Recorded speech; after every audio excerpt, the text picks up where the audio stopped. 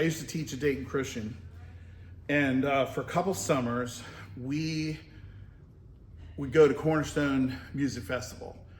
And what ended up happening was, in the process, getting to Cornerstone was often more of a challenge than anything in our broken down hoopties. So over the years, we turned this into the Backwaters tours, where when we would drive to this huge music festival, we'd have a bunch of musicians and we would play our way out to the music festival. And so I will not tell you all those stories, but that's the context of it. That when you get on the road, it's similar to something that YWAM does. YWAM has these adventures where they it's really more like what's those guys' names?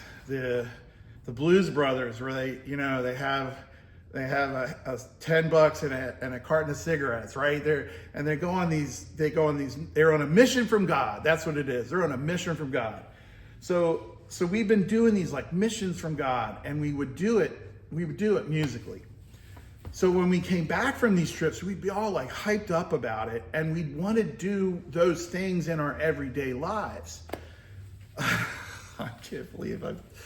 So this one day, a bunch of us decided that we were going to go to a park just up the road from here, and we had a guitar, a basketball, and a 6-pack of 7-Up.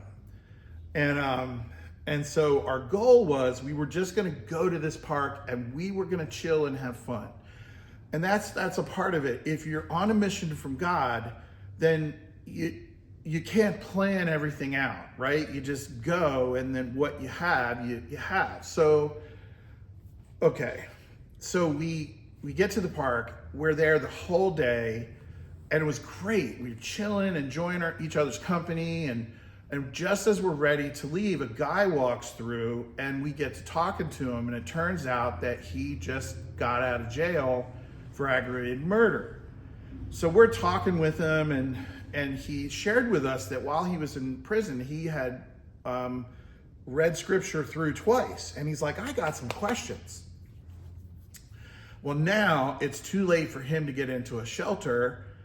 So now we're like, all right. And behind the scenes, everybody's like, all right, let's pool our money and we'll take him out to dinner. And so we took him to Uno's. And a bunch of people left, and me and Dave Robertson stayed behind and took him to Uno's. So we get Tiger is his name. We get Tiger to Uno's, and we're having dinner together, and he's like, so how do I become a Christian?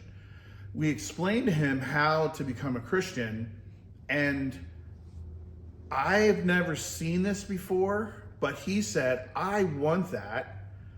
And then he proceeded to become the drunkest I've ever seen, right? And in the context of what I was seeing, I was pretty confident that this was not a put on, but he became hammered drunk at the table, and we're debriefing him on it. We're like, Tiger, it's okay. This is the presence of the Lord. You're okay.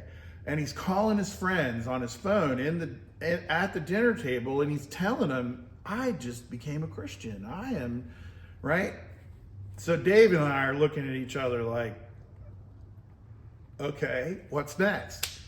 So we get finished dinner, and it's time for us to find a place for Tiger to go.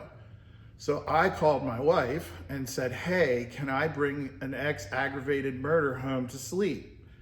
And she said, I don't feel the Lord is telling us that. And so David called his dad, and his dad was like, sure, as long as you be responsible for him. So we're driving up 3rd Street, and and